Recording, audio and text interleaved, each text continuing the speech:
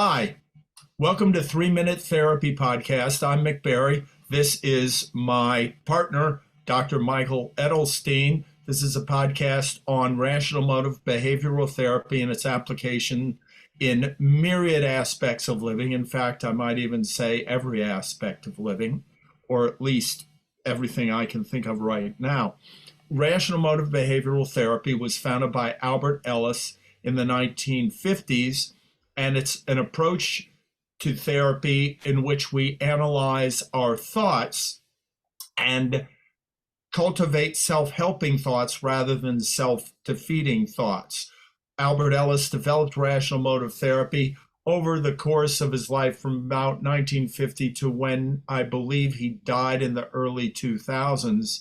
And it originally began as rational therapy, then became rational motive therapy, then became rational motive behavioral therapy.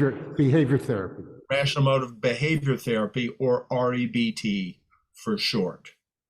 Is there anything else in the intro I can mention, Michael? Well, we could also say that the main premise is our emotions come from our thinking, not from situations, particularly thinking in terms of demands.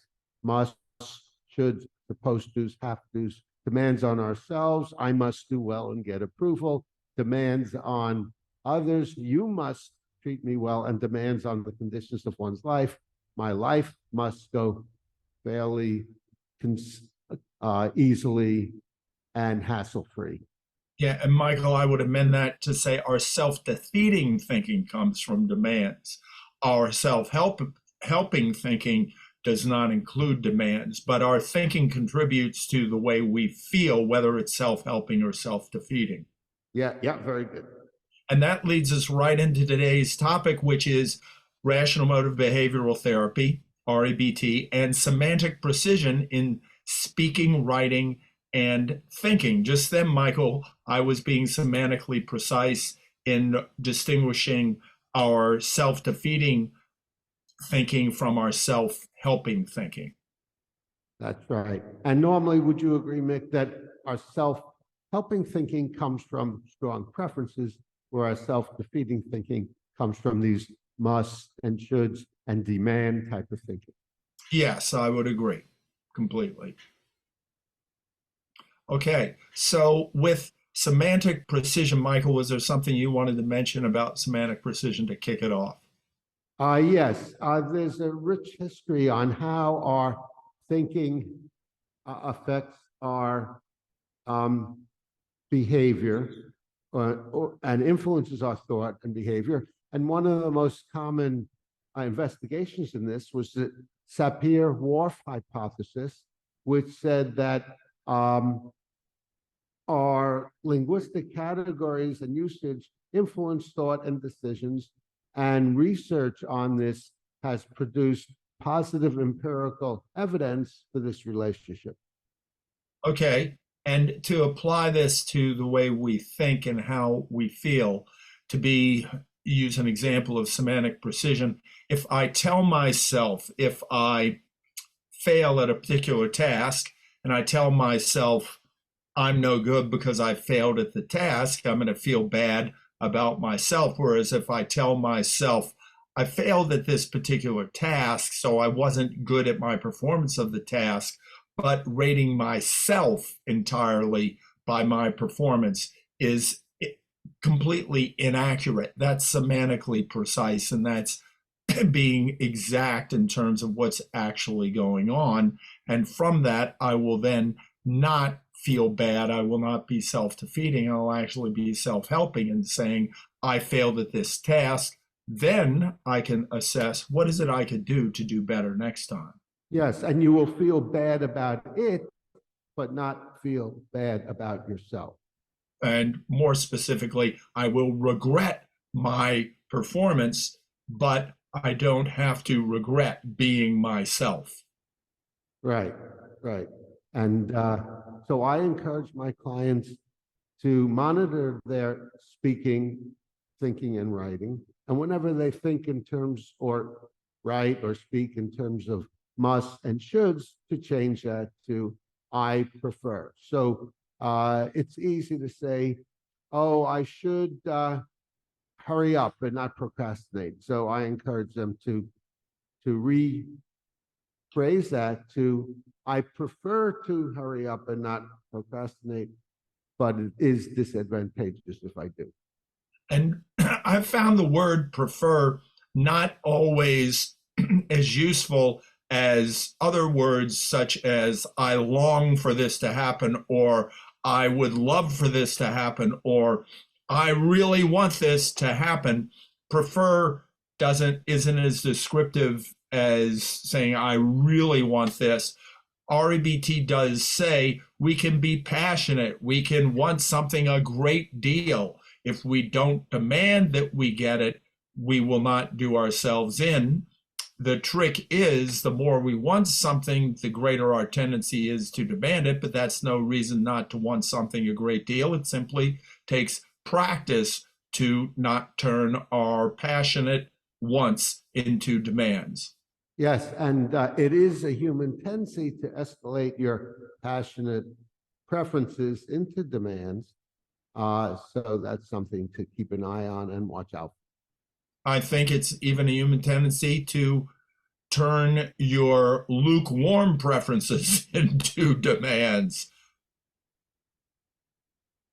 Okay. Maybe not as highly, but it's still possible. Yeah, exactly. And maybe it is it, would you say, Michael, there is a tendency towards that? Or would you say it's just a tendency to turn our strong preferences into demands? Well, I think it's a continuum.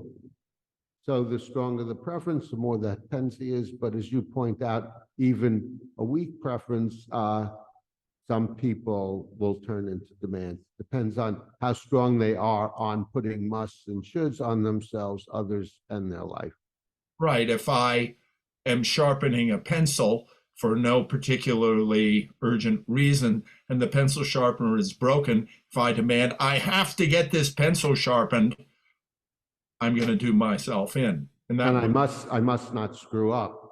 Yeah, and the pencil sharpener must not break. Right.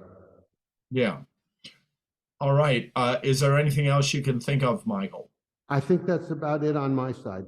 I have one more thought, and REBT does advocate using written exercises to pinpoint our demands and change them into desires or strong preferences, however we want to word it. And then also, the way we think is really the most influential aspect of the words that we tell ourselves. So I can speak, but I am thinking all of the time. And as I think, if I can think semantically precise, I can more easily avoid self-defeating thinking and self-defeating emotions and self-defeating behavior. So when somebody becomes, I've found for myself, when I have started becoming particularly good at REBT, I have semantic precision in my thinking. And my sister pointed out, our thinking is probably the most important place to be semantically precise.